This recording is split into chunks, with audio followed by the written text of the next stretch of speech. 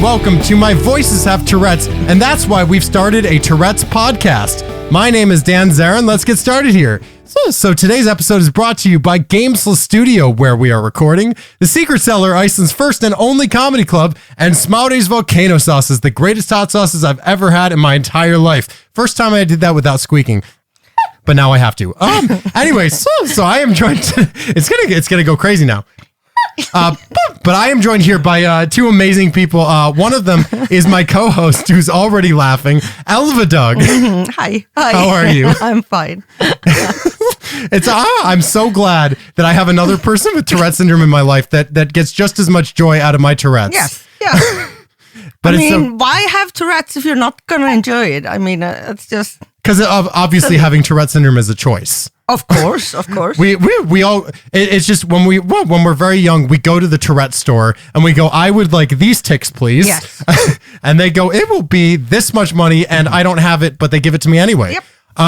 But anyway, let's just get straight to this. So our guest joining us today is an amazing. He's also a podcaster with Tourette's podcast. He does work with the Tourette Association of America. He's also a very talented photographer and has a book out that you can check out called Fieldwork, which I understand 100 copies of it are completely sold out. I read that on his website. Had to make sure I mentioned it. Let's welcome Ben Brown. Hey guys, how you doing? Thanks for having me. Absolutely. How are you? I'm doing okay so far. We're about to get a bit of an ice storm a little bit later on, but so far so good. Yeah. Okay, so where are you in the U.S.? I'm in North Carolina in the Triangle region, which is right outside the capital city of Raleigh. Okay. We got no snow here in Reykjavik now in Iceland, so I haven't had any snow kind of this winter. Not that much. It's been like very...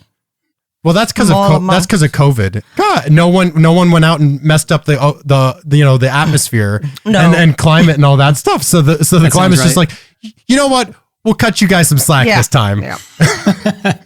You've been doing good, you COVID people here. But to kind of jump into one of the topics here, so you host an incredible podcast called Tourette's Podcast. Which I was listening to one of the episodes the other day where you were talking to someone about campaigning, you just finished the 6th season, if I'm not mistaken. That's correct. Mm-hmm. Yeah, and just to kind of get started here, how did you get started with the Tourette's podcast? Obviously the name is pretty self-explanatory. Yeah, I wanted to name it something that, there's no mistaking what it is. It's just, Tourette's podcast. This is what I've been looking for, that kind of thing. And the reason I started it is because I was diagnosed when I was like 5 years old. I'm 40 now. I was 38 when I started it, but prior to starting it, I was completely closeted. I didn't tell anybody about it. I was ashamed or was worried I was going to get made fun of or wouldn't get a job or, just that long list of fears that we have when you have something that's kind of stigmatized and you want to kind of protect yourself and protect your brand and, have the chance to be cool and accepted and all that. So I just never talked about my Tourette. And then, I was at a pretty comfortable point in my career. Podcasting was in my skill set. And I realized in my adult life, I'd never really knowingly talked to anybody else who had Tourette syndrome. And I had all these things, like all these, like beyond my tics, but just feelings, things that happened to me, things that crossed my mind, depression, anxiety, just all kinds of things I experienced. And I didn't know where that fit into the context of Tourette syndrome. And I guess I wanted some answers for myself. And doing that by way of having conversations with other people who I've never met before who have Tourette syndrome. So I went on Twitter and I looked for a handful of people who had Tourette in their bio, who, because I figure if they have Tourette syndrome in their bio on Twitter, they wouldn't be too ashamed of talking about it. They would be kind of open. And so I sent some messages out to these people and they immediately agreed. They're like, yeah, this is a cool idea. Let's do it. And so that was at the beginning of, actually, as we're speaking, yesterday was the 3-year anniversary of Tourette's podcast. Oh, so, congratulations. Yeah, thanks. Yeah, it's I sincerely thought it would last maybe like 5 episodes and then interest would fizzle out or I would drop the ball somehow, but it's kept on, so I'm happy with it. It's amazing how that happens. Like, I mean, every once in a while, Elva and I talk about the fact how it's similar, actually, with My Voices Have Tourette's. because when we started, we started as a stand-up comedy show, and we were only going to do 3 performances. Yeah. And then because people liked it, we just kept going. And before we knew it, we realized this is so much better than paying for therapy. Yep. Yeah, that's what I say every is. time. It's like a free therapy session every time I get to talk to somebody. Yeah. Yeah. Although I do like, though, in your podcast, and we don't do it in our podcast. I think it's because we have ADD and we just forget. But I like that you mentioned that you like, you're not a medical professional, that this is not a podcast for medical advice. If you need medical advice, see a professional. I think that's very important. And I really should start putting that in this, because we don't want to give people the wrong impression with this stuff, Right. Yeah.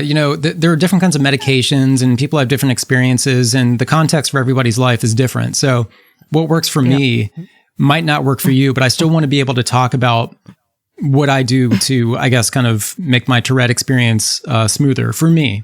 While talking about medical professionals, do you guys ever feel that you actually know a lot more about Tourette's and all that than the medical professionals that you seek to help you? Yeah, and that's definitely a thing in the Tourette community. I hear it from a lot of people who they've had a hard time getting a diagnosis where it's plainly obvious that they have Tourette syndrome, which the sort of scientific definition is the co-occurrence of motor tics and vocal tics observed over a period of time, and. People who have that, they can rule out all kinds of other things, and they've been to doctors, and the doctors might say, "Oh, it's just a normal thing. It's just tics. Everybody has tics. Just don't worry about it." And right, or it can be blamed on something completely different. I've heard people say that their doctors told them it was allergies or a reaction to something, and so all kinds of false stuff out there, and doctors, I think, not really being prepared for. A diagnosis when someone who has Tourette syndrome walks into the room. There is a very well-informed contingent of doctors out there who are fantastic, and they've been doing a great job educating other professionals, but obviously there's a long way to go before it's something that people can kind of commonly prescribe, because it's very underdiagnosed. There's a lot more people who have it than have been diagnosed. Yeah. Yes. Well, and it's similar to autism in the sense that it seems oddly gendered from the medical perspective. Like, I mean, I've heard so many stories from women that are Tourettic, and they go to see a neurologist about it, and they go, "Oh no, you can't have Tourette syndrome. You're a woman." And it's like, that doesn't even make sense. Yeah. Right. Yeah.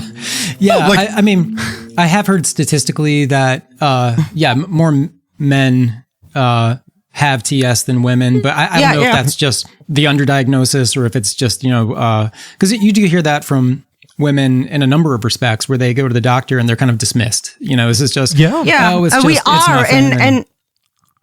we are often and it's not exclusive to Tourette's or anything like that. Women are very often dismissed at the doctors.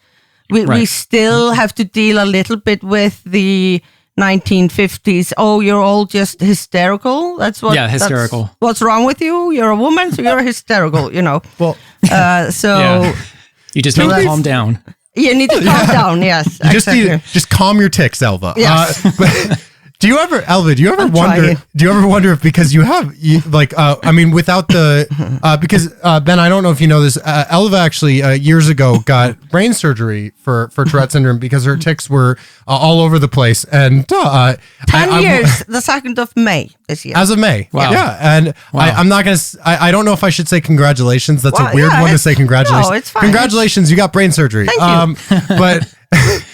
But I wonder if when your tics were so bad, if you walked into a neurologist's office and they just took one look at you and said, "Oh no, we're going to need more time than we have today. Yeah. You come in later." No, that's the thing that I feel that, and I feel that still that I feel I have to educate doctors about Tourette's, and I've actually been. With a doctor, I had a psychiatrist, and then he called me once and said, "I have another patient with Tourette's, a woman, and I'm not sure what to kind of tell her, and so can you maybe tell me something about this so I can help her better, you know. Right. So it's like, Yeah. okay.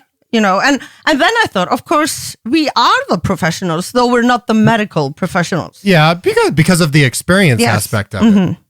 Yeah, and I guess speaking for the audience in the United States, the Tourette Association of America does have on its website a list of doctors that you can access, so you can kind of look it up by where you live. The trouble is sometimes it's a pretty long drive to get there. Or maybe you live out in, say, like a rural area. You have to drive into the big city, which can be, kind of an anxious experience anyway. When, you may have qualified medical professionals in your town in other respects who are not really there to diagnose TS, but so there is a burden to get diagnosed, and that's a gap that we have to close. I like how when you started that off, it sounded like we were starting the plugs already. Like, are you looking for support with Tourette syndrome? Check out the Tourette Organization of America. But actually, because you mentioned that, I mean, your podcast is sponsored by the Tourette Organization of America. How did that collaboration come about?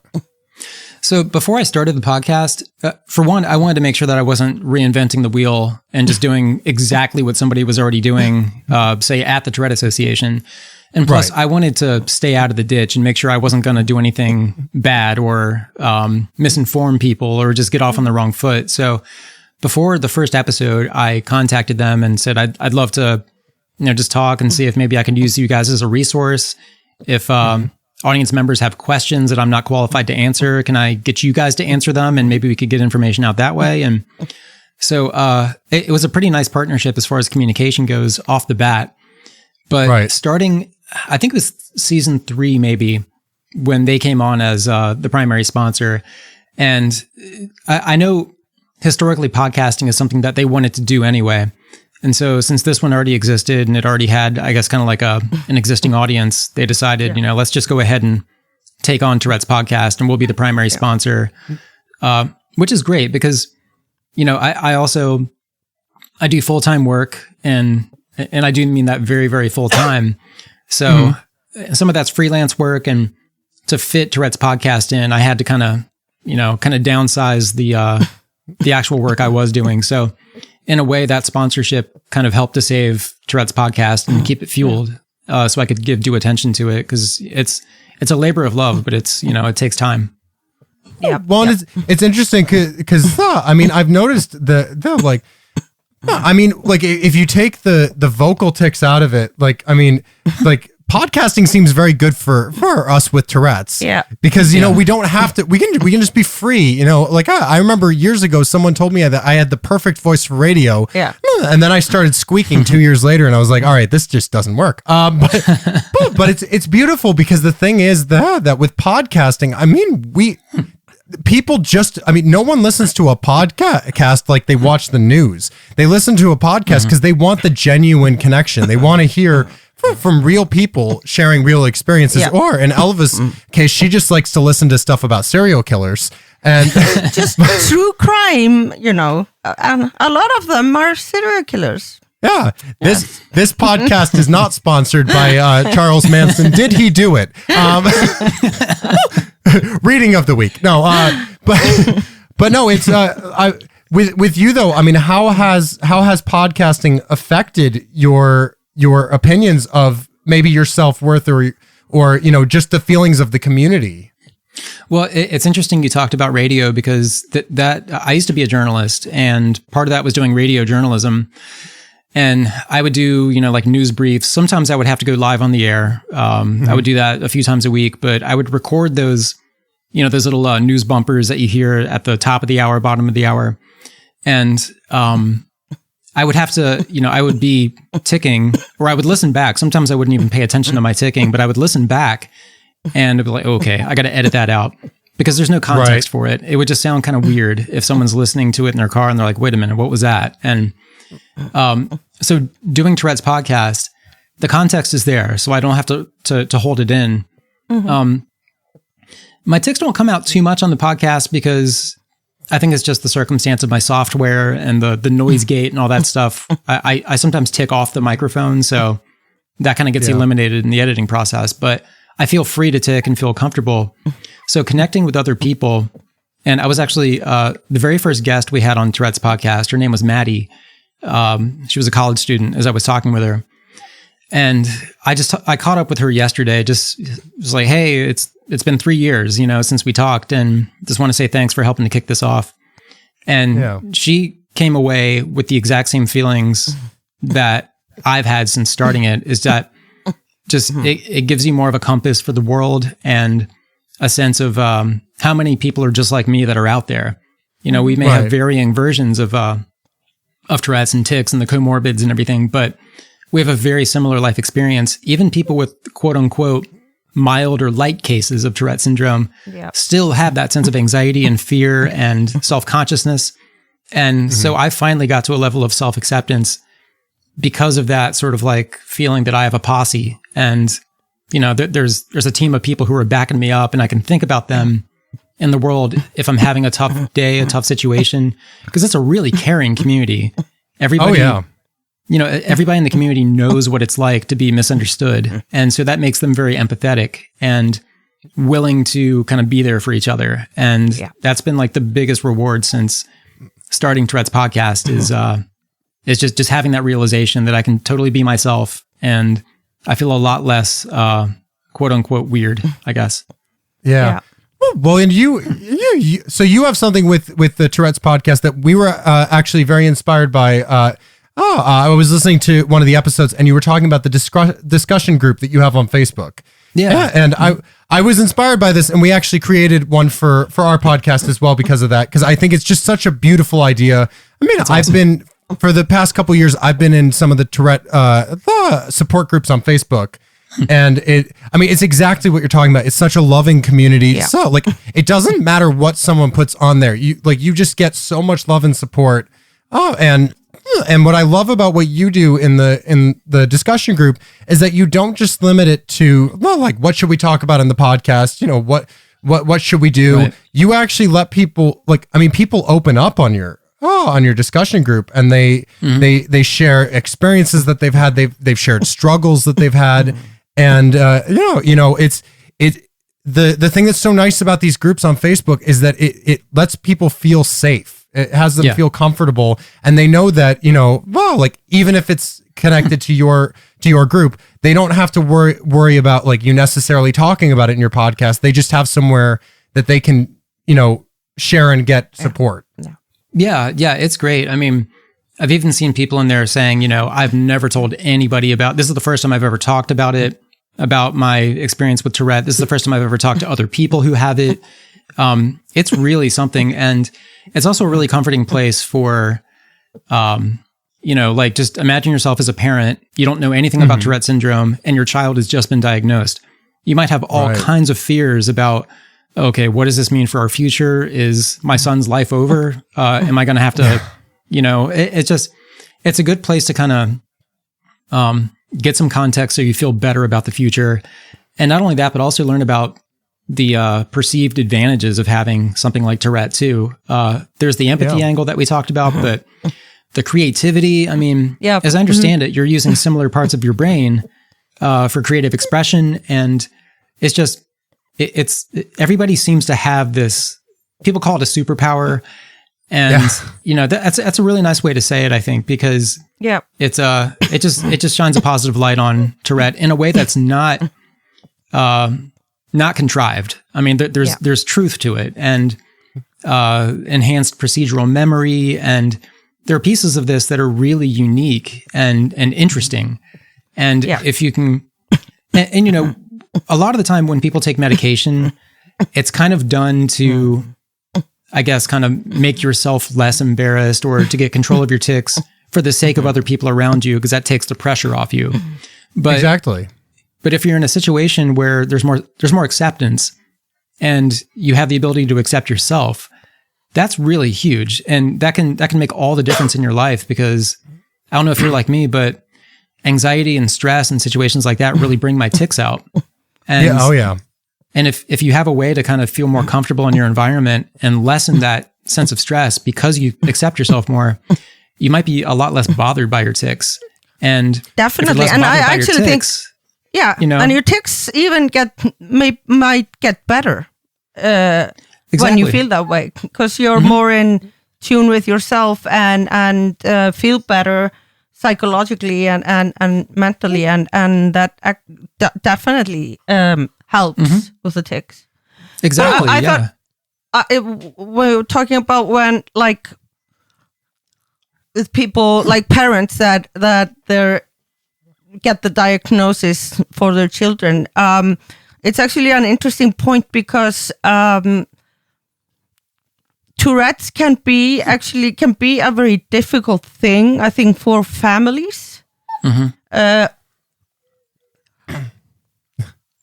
And maybe not just because of the tics, but also the other disorders that often follow, like ADHD and OCD, the anxiety and all that.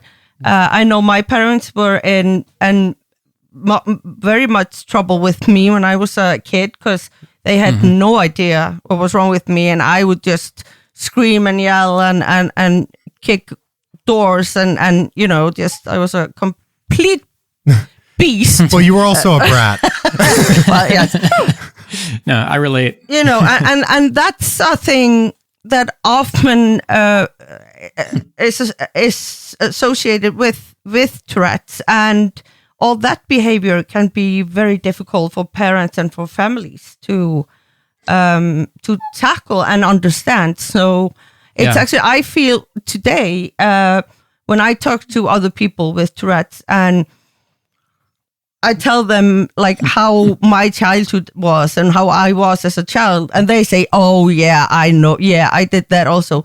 It really helps me heal my childhood and my kind of self-worth and all that. Yeah. That I wasn't just one of a kind terrible child. There were a lot of us out there. Well, there is a huge, I mean, there's a very large mental aspect to Tourette syndrome. I mean, it is a neurological disorder, but when it comes to mental health, I mean, because you were talking about, anxiety, depression and stuff like that. I mean, it is actually very common. Like I didn't know actually until I met Elva that there's such a thing called Tourette Plus.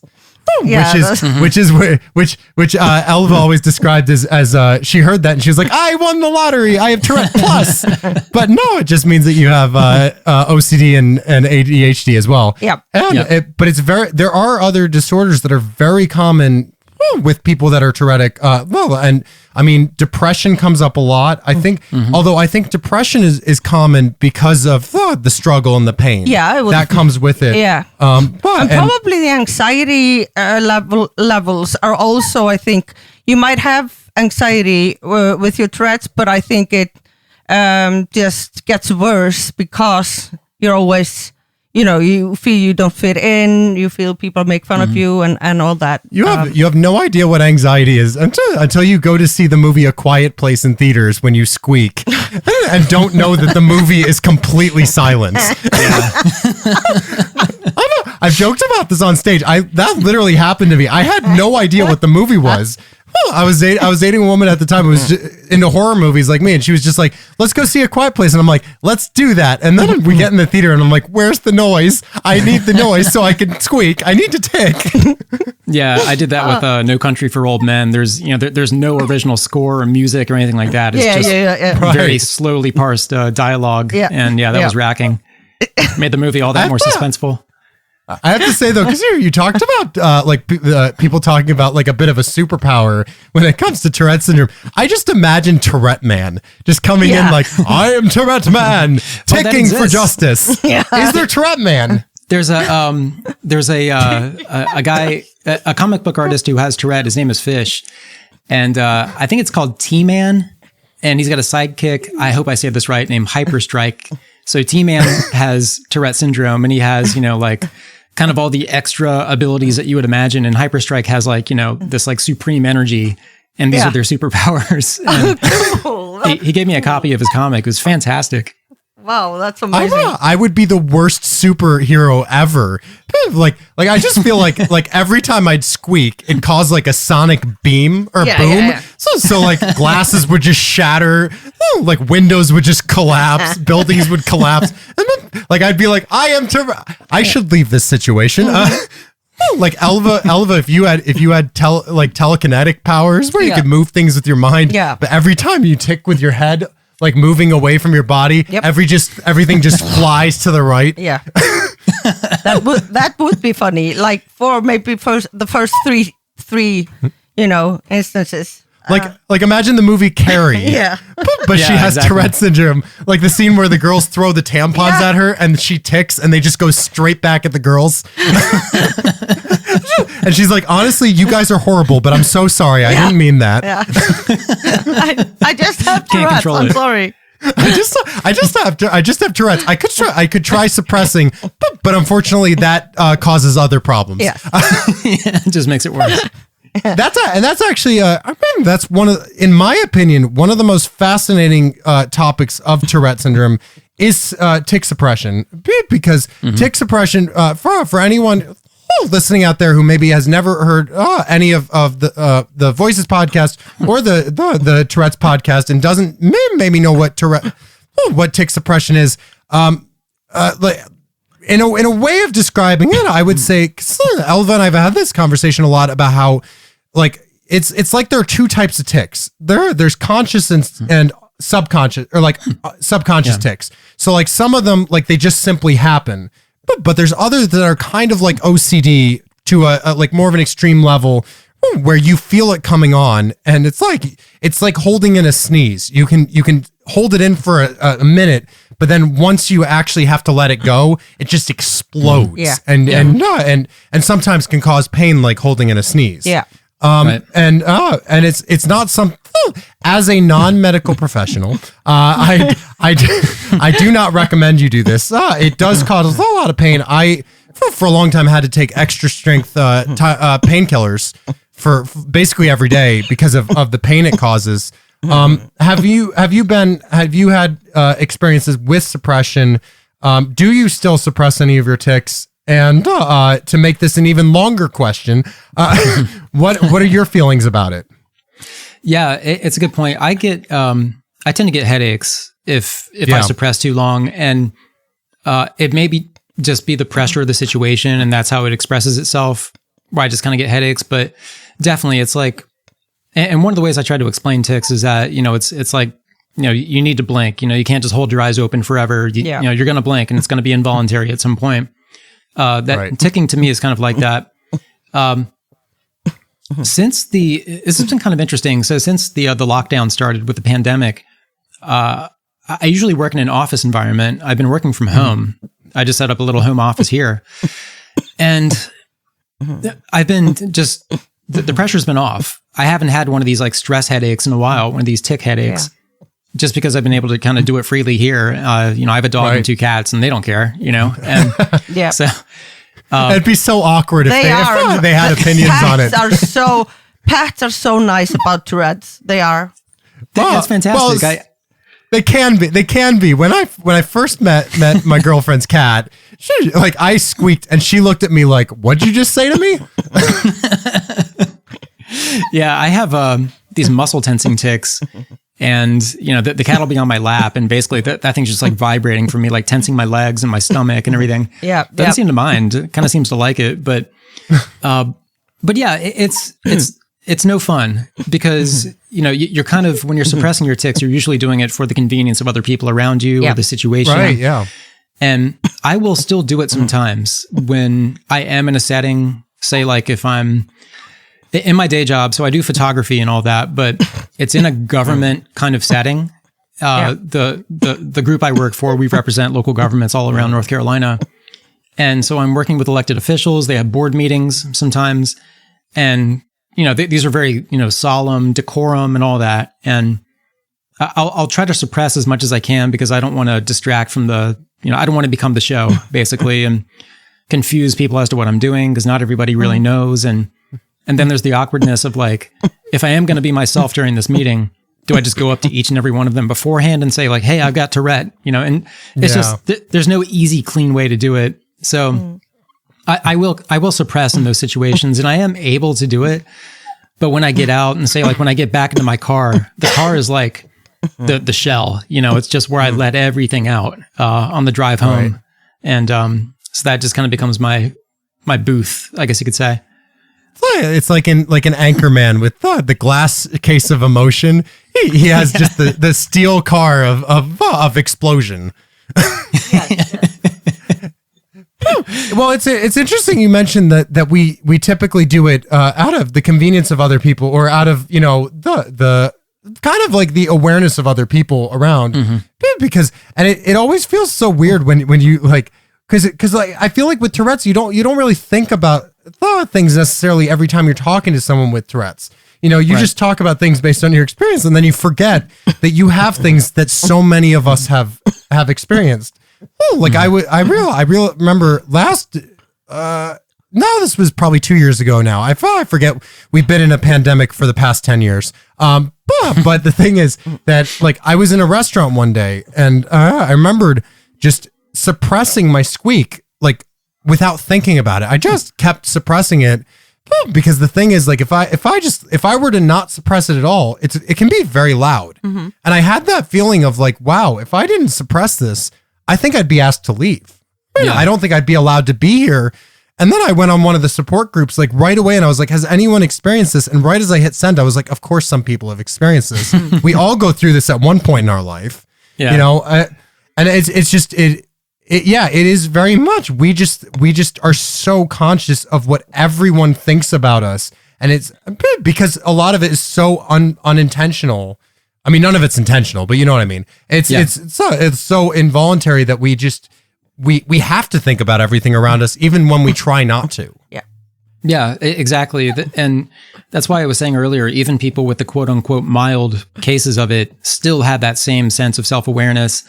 And I was talking about this, I think, on the finale of the podcast. It might have been the episode before that with Eli, but it does give you kind of, this is a crude way to say it, but almost like training at a very young age to really know yourself and how you come off to other people, which is bad in that it makes you really self-conscious and you can kind of psych yourself out. But at the same time, it makes you a really observant person, I feel like, when it comes to human nature. And it's kind of made me fascinated by people and how they interact. Me too. And, I guess you could say like, quote unquote, normal people, if I'm watching them have a conversation, it feels so different to how I would talk to somebody. They don't seem to pay attention to themselves. And normal people are so boring. Have you met a normal person? They have no life. I mean, there's nothing going on, and they're like, what's going on in your life, Elva? Well, I walk in circles all the time. I kick imaginary things behind me. That sounds amazing. Yeah, that's my life. Yeah, but no, it's that's the Tourette my dog doesn't like. That's when I kick behind me, and he is there. He does not like. And then he sounds like me. Yes, he does. Well, I will say one of the best experiences for me, I have like kind of like a big front yard that I have to mow in the summertime.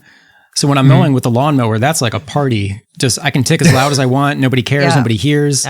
It feels amazing. The bodily movement tics, that might look a little bit awkward, but I find that it's kind of a trade-off. It's difficult for me to suppress both of them. I'll either be able to suppress like the motor tic, or I'll be able to suppress the vocal tic, which is interesting because there are scientific arguments that it's all one thing, that it's all motor tics, and that vocal tics are just motor tics of the vocal cords. And that's it. But, yeah. So I don't know what's in my head. Maybe it's just a different mechanism, like because it's your vocal cords, and then it's other parts of your body or something that. I feel like you use the word mechanism because you have a mechanism inside you. Yes, you have a computer inside you. Yeah. You just want us to always know that you're a cyborg. Yes. You always like reminding people of that. Just so you know, I am machine. Control. I am part machine. Yeah. With a remote control. So, That thought actually terrifies me, robots with Tourette's, but that's a whole other conversation. That should terrify you.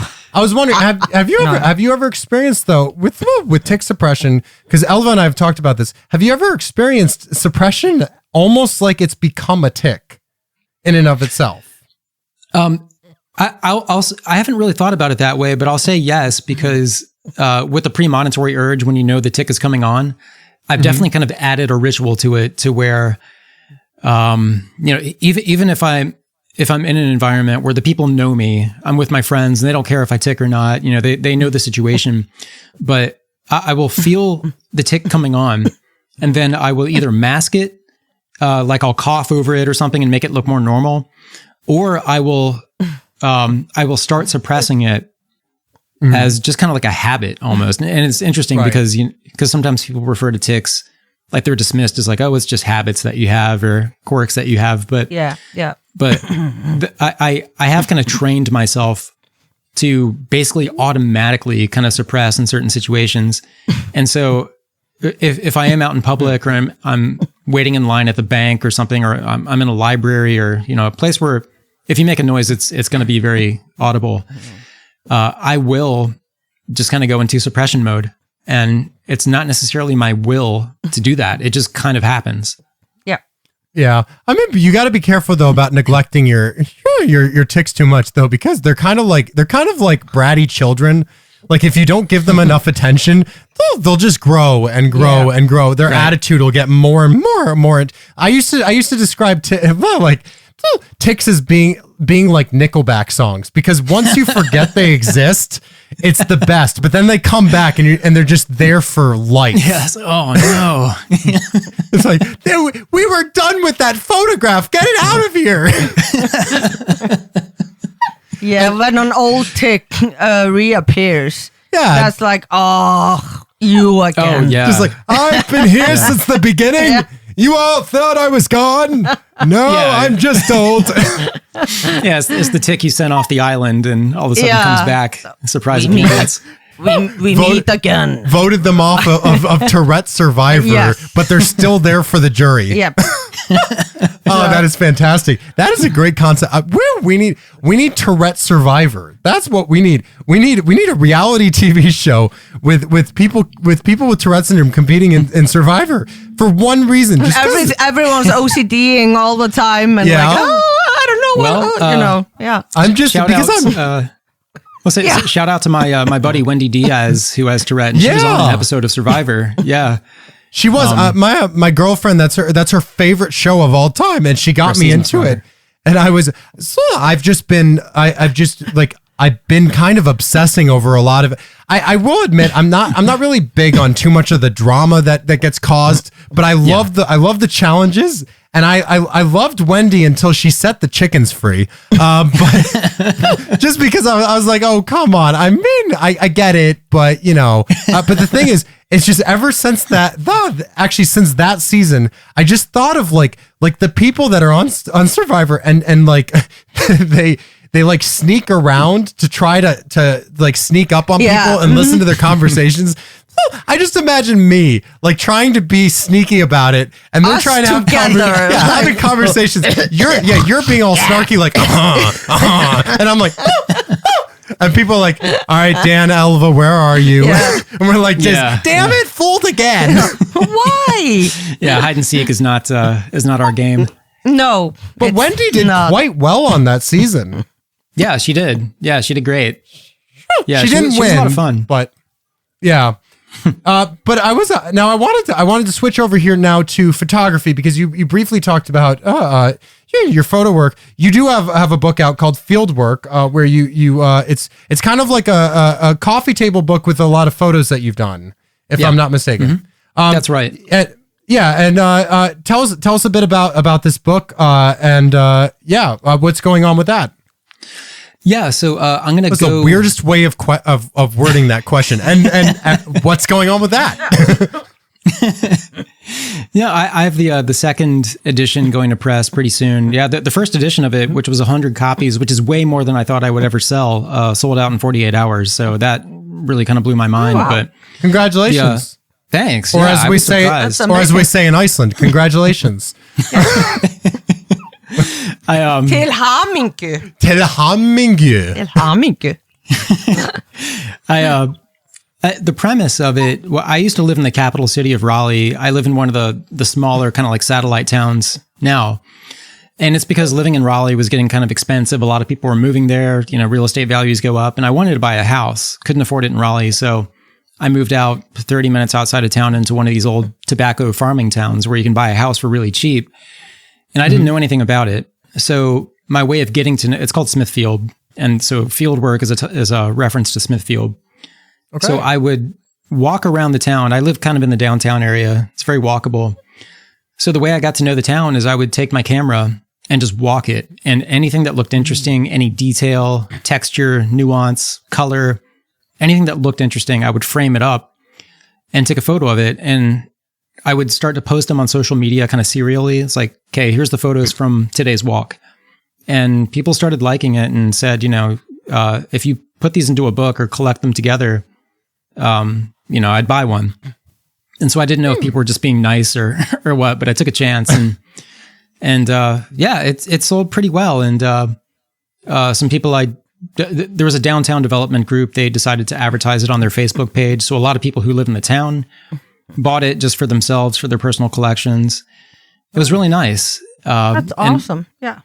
And that influenced kind of a different side of my photography because I like street photography a lot. But in the past, that was always kind of like in a dense kind of urban environment where you can get interesting people and architecture and all that. Out here in this small town setting, it's a very small downtown. It's like 2 blocks. But there's a lot of interesting character. So this was kind of like an attempt to capture that. And so that helped me to kind of get to know the nuances and the behavior of the town and what it looks like at different times of day when the light is hitting it from a different angle. And just a very fun mental health experience in getting to know the place where I now call home. How many people are in your town? About a little more than 13,000, I guess. So in the general area. So that is a tiny town. Yeah, it's a tiny town. There's about 1 million people in the general sort of bigger triangle area, but 13,000 people in this town. You walked right into that one, Elva.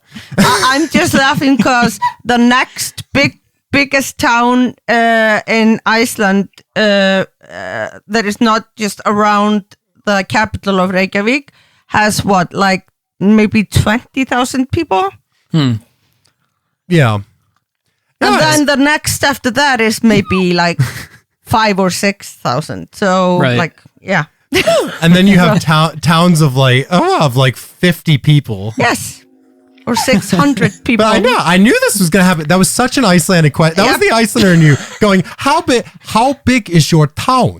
And then he's like, well, it's 13,000. And you're thinking, that's not so bad. Yes. And then he goes, but the biggest, the main area is like 1 million people. And you go, oh, that's big.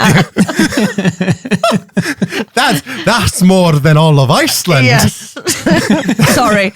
An Icelandic question. I know. I'm sorry. Oh, 13,000. Well, but Raleigh is actually, if I'm not mistaken, that was named the best city in America twice, right? Yeah, it's made a bunch of these best cities for X, like tech jobs, or best cities to raise a family, or it started inheriting all these jobs from all these workers from Silicon Valley who were kind of priced out of that area, but they still wanted to work in tech. And Raleigh has a pretty big tech sector. There's Red Hat, Citrix, like Lenovo and IBM, and all these companies have a presence in the area. So it's really grown on that strength. And I don't know what the growth percentage is, but it is just mushroomed over the past 10 to 15 years. It's mushroomed. I like that. I've never heard. I'm going to start using it. It is mushroomed over the past few years. So basically, it's gotten more psychedelic. Gotcha. Okay, so absolutely, yeah. Well, and I was going to ask though, like with the photography, have you ever noticed Tourette's causing any issues or any struggles, or has it made the photography more fun? Yeah, how has that been? It's really convenient because doing it as a really big part of my job for a living, it's really convenient for me because it definitely helps with my depression, anxiety, all of that. It's a very stress relieving experience to photograph people, things, because I'm kind of weird about being in really crowded, dense, populous kind of settings unless I have my camera. Yeah. And in that case, it kind of gives me a sense of purpose. And I can literally, when I put the viewfinder up to my eye, I can literally, compose my reality and frame up what I want to see and make it something that's appealing. And, there are even cases where I will take photographs of strangers with their permission. But it's been a really cool way to connect with people and kind of break out of my usual, I guess, introverted self, because I'm very introverted. So yeah, it just gives my brain something to do in a way that feels very refreshing. And I do have some tics that kind of interact. I have kind of like the right button click tic with my mouse, and I have that with the shutter button too. And I think you had a post about that one. Yes, yeah. I related so much to that one.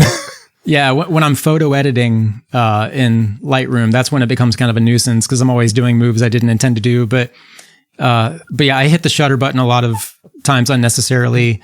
But for the most part, I mean, it's a huge gain. But damn it! Yeah, can't see anything. Well, for me, it's the backslash on the keyboard. Yeah. When I'm typing a message to someone, I end up just with my finger like pressed firmly on the backslash, and then I'm just like, all right, let it go, just let it out, let it out, and then it's done, and I'm like, delete, backspace, backslash. Nope, not backslash. I'll say sometimes I've taken really rewarding photographs I didn't mean to take because of my my shutter button tic. There's the superpower. Yes. That's the payoff. Yeah. It's just it's looking out for you. That's what it's doing. Like you're focused on something else, and your Tourette's is just like no. We've got this. Let me. We've got this. But I took notice of a thing you said that you don't necessarily feel comfortable in a setting with a crowded places, a lot of people. Mm-hmm. I have that myself, and my son, who has Tourette's also, he's like that, and my dad, he's like that also, and he has Tourette's. Do you guys think that's... You said that like a brag. He's got Tourette's too. It is. I mean, not to brag, 3 generations. Not to brag, but it doesn't just run in my family. No. It is my family. It is my family. No, But do you guys think it's common for people with Tourette's and these disorders to not like crowded places? And it's, for me, it's not because of my tics. It's just I just don't feel good in places like that. But yeah, I can see that. I think so. I've heard it from a lot of people. I have. I do hear from the occasional extrovert who, really loves people and interacting with people. And I guess I relate to that in the sense that I do like people. I like taking photos of people. People fascinate me. But I also feel kind of like a tension or like some kind of edge when I'm around people. I think mainly because I'm wondering what they think of me. Just the self-consciousness just really gets to me. And even if it's a day where I'm not completely ticky, I may feel fine. But I just feel generally nervous around people I don't know. And, who knows? I just feel like disoriented if there's a lot of people. I'm quite an extrovert, and I like you. I like people, like talking to people and find people very interesting. But when there's a lot of people and maybe a lot of conversations going on, I just I just feel disoriented and don't know whether I'm coming or going or what I'm doing, and it's don't like that situation. I'm an ambivert. I'm the one that sounds like I'm part introvert, part frog. Yes, which you are. Yeah, I guess. I did used to have the tongue tic. Where of course now, like Nickelback songs, I'm going to mention it. Now I'm going to be doing it for the rest of the night. but you were going to say something. Well, one thing you said definitely stuck out to me that when you said, it kind of makes you self-conscious about, what am I supposed to be doing here? Or I think sometimes I have this general fear that whatever it is I'm doing, if I'm in line for something or if, there's I'm getting on a bus or just something, I'm always worried that I'm doing it wrong and everybody knows it but me. And I get way inside my head with that. Yeah. And so I get really guarded. And it's almost like there's like this ADD type thing that happens with people around me where I become hyper conscious of everybody around me, and I'm seeing in this like kaleidoscope kind of fashion. And it is really Right. disorienting. I think that's a really good way to say it. Yeah. Yeah. Well, we're getting close to the end here, but before we go, there are two more things I want to discuss. One of them, I was looking at your Instagram and noticed, and I wanted to know if it's the project that I'm thinking of. There was a thing about Edward Norton. On your Instagram. I was wondering if you could share a bit about that. Yeah, so that was a project I did with the Tourette Association of America. We went out to Los Angeles and we had a private screening of his movie Motherless Brooklyn, in which he plays a character who has Tourette syndrome. They don't identify it as Tourette syndrome in the movie, but it's understood that that's what he has. And I thought he did a pretty good job with it. He definitely, I guess, did a human job of it. He wasn't making fun of Tourette or anything like that. He just showed the humanity behind it. So he came out and he did an intro of the movie, and everybody in the audience had Tourette syndrome. Either people had it or they were there with somebody who had it, parents, that kind of thing. So tough crowd. Well, it was interesting because one of the people there, she had just recently been kicked out of a movie theater for ticking. And really? Yeah, and I think it was one of the AMC theaters. Yeah, I heard about that. Yeah. Yeah, so she was there, and it was kind of neat because it was sort of this inverse experience where everybody there had Tourette, or at least understood it and accepted it. And so you're watching a movie and you're free to tick, which is a really unique experience. Yeah. And plus Ed Norton is there. So it was neat. So I did some videography work, and I made a little short kind of film kind of thing, just kind of capturing the event. It was a lot of fun. Yeah, I have to say, I like the thought of a whole room full of people with Tourette syndrome watching this movie.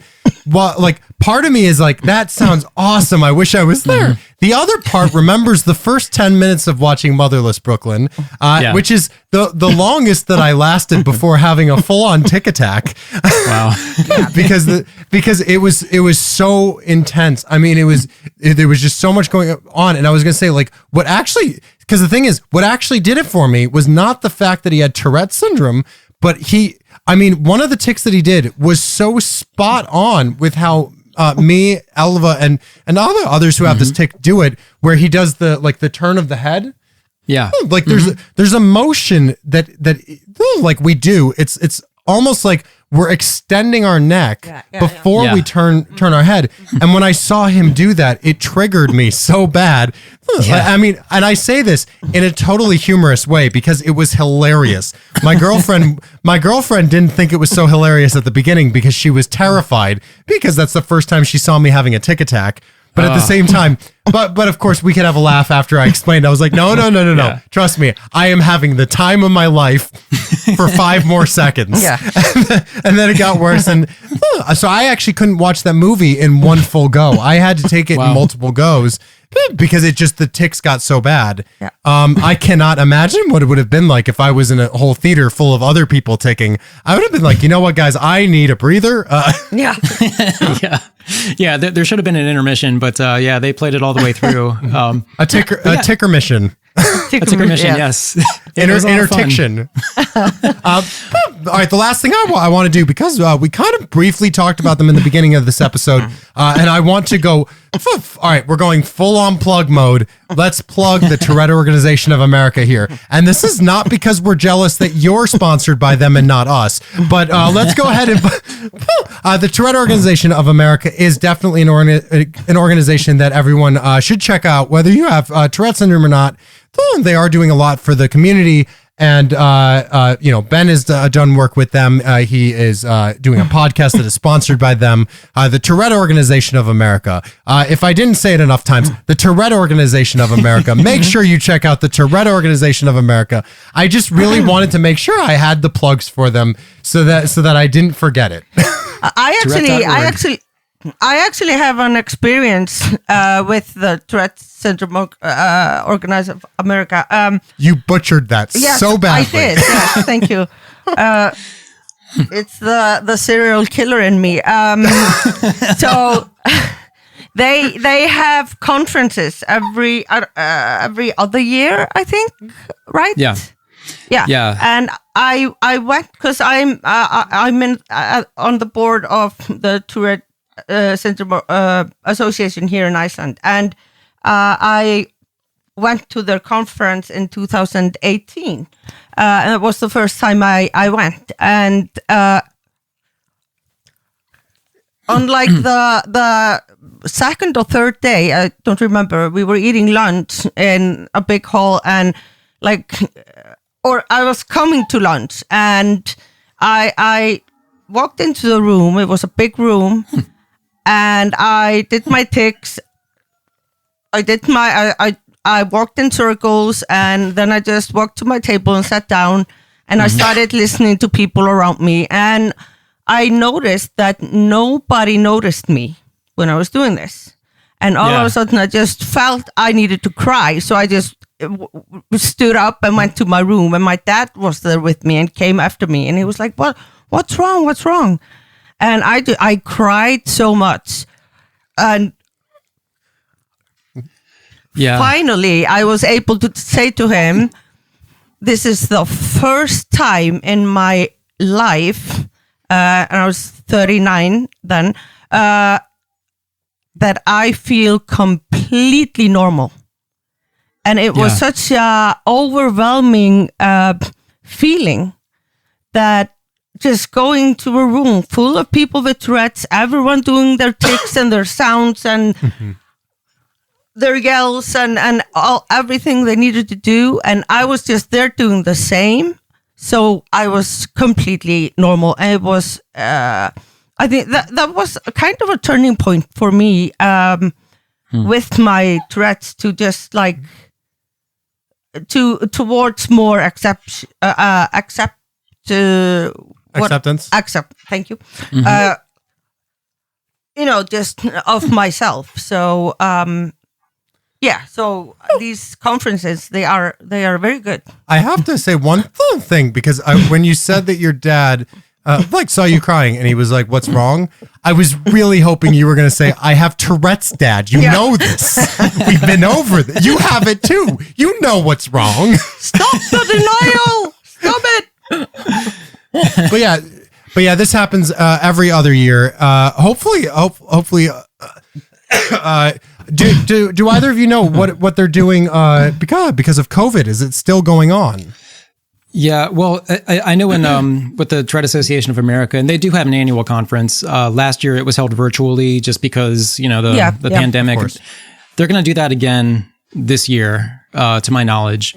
Yeah. And, which is interesting because it's unfortunate that we can't be together in person, but at the same time, there's also kind of a new level of access to where people don't have to get on a plane and fly in and yes. Yeah, it becomes something kind of new, and you can have that sort of normal experience to where, because in that context, like you are completely normal in that situation, and you don't. I mean, and I don't mean it to say that like we're weirdos otherwise, but just.